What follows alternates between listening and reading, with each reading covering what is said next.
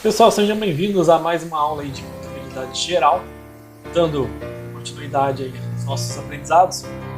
Estávamos vindo até aqui a questão das partidas dobradas, entendendo como é que elas funcionam, a questão do débito e crédito, do razonete e tal.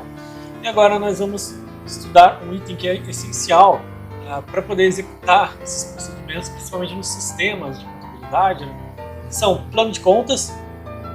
A gente vê rapidamente aí no slide, um destaque ali que tem um modelo completo na apostila. A gente vai trabalhar muito essa aula em cima do modelo da apostila, né? E o outro item é o balancete de verificação, que é uma forma até de construir o balanço patrimonial e a DRE em conjuntos, né? Um relatório ali mais voltado para a conferência, tá? Veremos um modelo na nossa apostila também, ok? Então, seguindo aí, ó, plano de contas é uma relação de contas ou relação dos razonetes, das contas razão, usados nos lançamentos.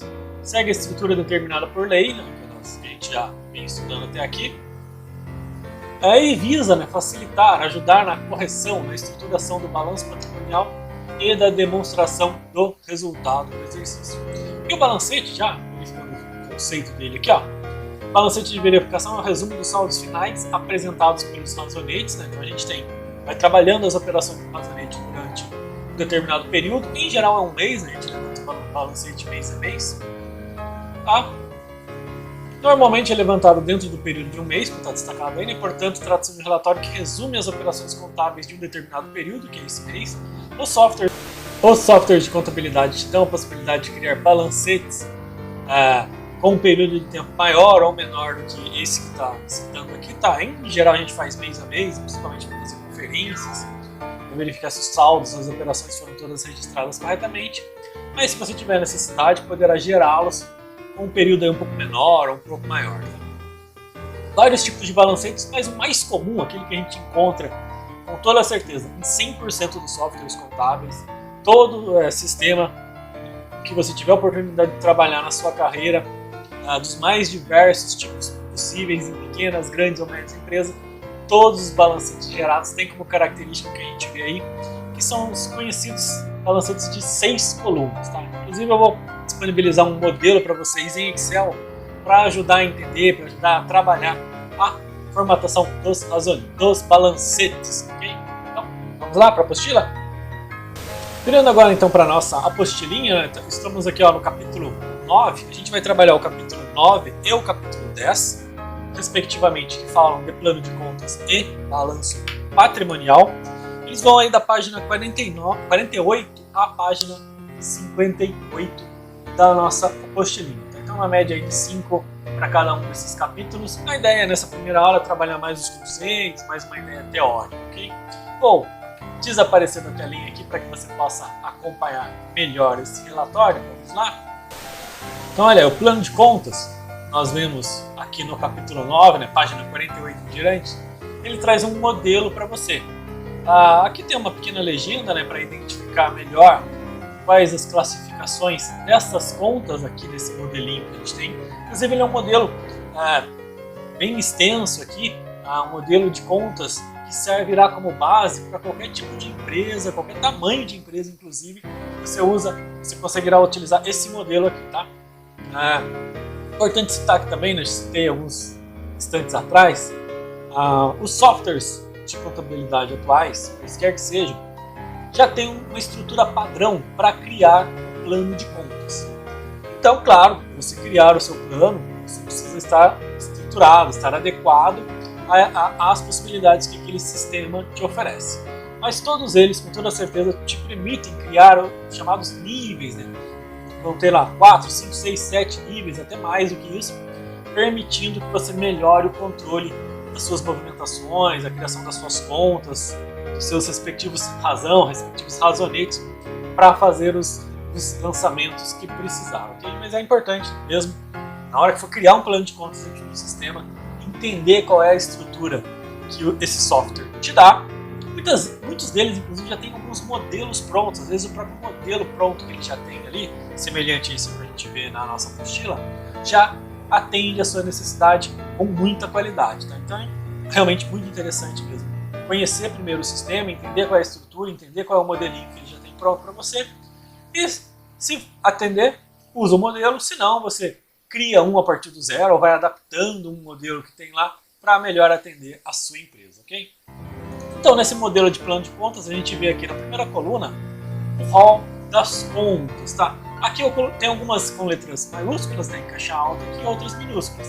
Eu fiz isso para separar como forma de código.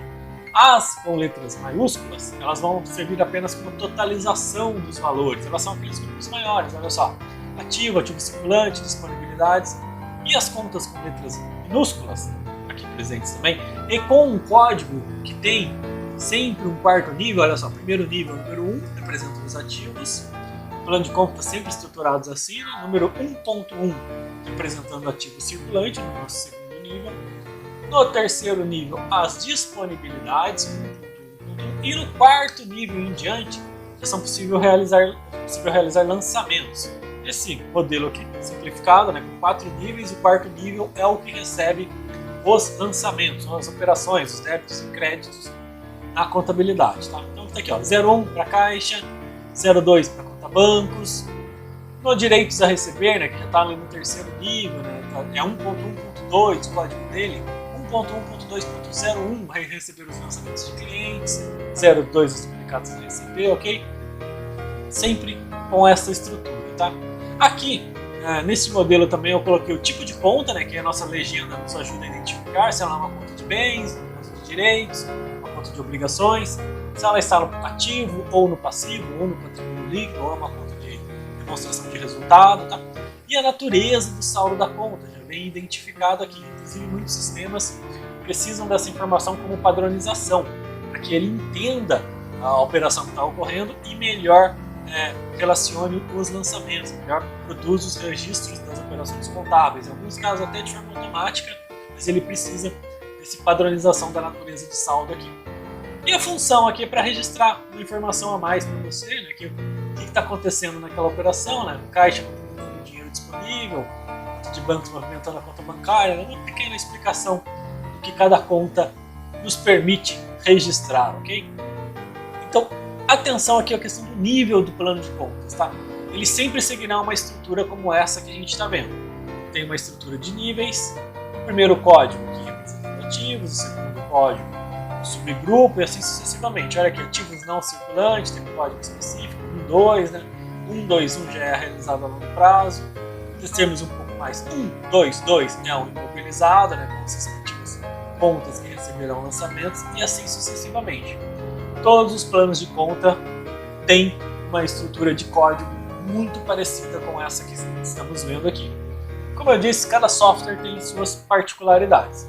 Então você pode ter alguns softwares que têm alguns números a mais no procedimento de formação do código aqui, ou alguns números expostos de uma forma diferente, okay? Mas aí são características específicas de cada um desses softwares. Muitas vezes eles têm a intenção de atender clientelas diferentes, né? Então, claro, para empresas mais complexas precisamos de códigos maiores.